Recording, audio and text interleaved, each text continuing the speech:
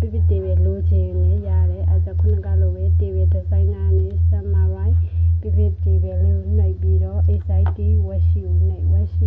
ပြီးတော့ကိုလိုချင်တဲ့နေရာမှာကန်ဆာလေးချပြီးတော့ရွေးလို့ရတယ်။ကို product ကို row မှာထားမယ် price နဲ့ quantity နဲ့ amount ကိုကြတော့ value မှာထားမယ်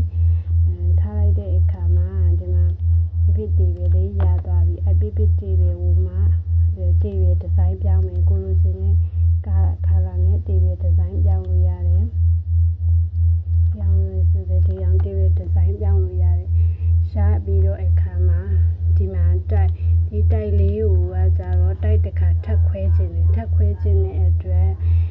ဒီတိုက်လေးကိုဘေးအောက်မှာသွားထားမယ်ဆို product ရဲ့အောက်မှာသွားပြီးတော့ထားလိုက်မယ် product ရဲ့အောက်မှာသွားထားလိုက်တာနဲ့ဒီပဲပုံစံကတိုက်ကိုအပေါ်မှာထားလိုက်မယ် product ကိုအောက်မှာမောက်လေးနဲ့ဖိဆွဲပြီးတော့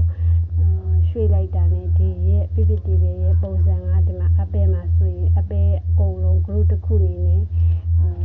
group တစ်ခုနေနဲ့ဖြစ်သွားတယ် banana ဆိုလေ banana group တစ်ခုနေနဲ့ဖြစ်သွားတယ်အဲ့လိုတဲ့ကို PPTV ကို summarize ဆွဲပြီးတော့ summarize ချုပ်လို့ရတယ်ဒီ PPTV ကနေပြီးတော့ဘာတွေသုံးလို့ရလဲဆိုရင်သူ့ရဲ့ function က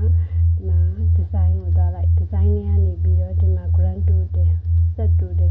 ကိုကဒုတ်ရှု set total ကိုမပြချင်ဘူးဆိုရင် set total ကိုမပြချင်ဘူးရွေးလိုက်တာနဲ့ဒီမှာ apple မှာဆိုရင် quantity လည်းပြမပေးဘူး amount လည်းပြမပေးဘူးအဲ့ဒါကို show all set total ကိုဒီမှာအောက်မှာထားရင်လည်း photo ကိုရေးအောက်မှာမထားဘူးဒါပေမဲ့ကိုမတော့အထက်မှာထားရင်လည်းဒီမှာတော့ကိုလည်းရွေးရမထားချင်ဘူးဆိုရင် don't show set total ကိုရွေးလို့ရတယ်အဲ့ဒါက set total နဲ့ပတ်သက်ပြီးတော့ရှင်းပြထားတယ်အဲ့ဆိုဒါလေးကိုပေါ်မှာပဲထားခဲ့တိုင်းမယ်အဲ့ဆိုရင် set total နဲ့ပတ်သက်ပြီးတော့ရသွားပြီ set total ပြီးတော့ဘာတွေကိုလုပ်လို့ရလဲဆိုတော့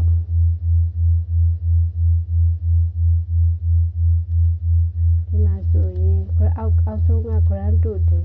ကိုon ထားမယ်ဆိုရင်အောက်က grand total ကပေါ်လာ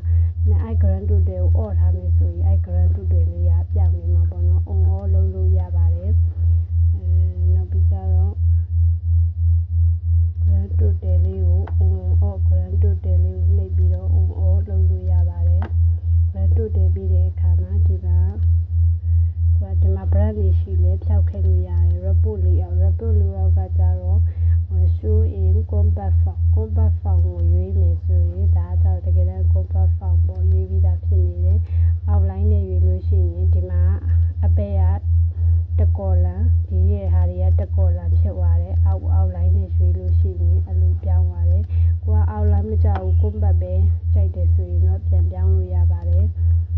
ပြီးကြတော့ဒီကကြတော့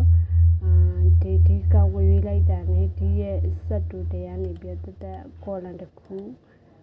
ခုပြောင်းသွားတယ်အဲဆိုတော့ show repeat item ကကျတော့ repeat item ထက် compact item compact form ကိုကြိုက်လို့ရှိရင်တော့ဒီလိုလေးပြောင်းလို့ရပါတယ်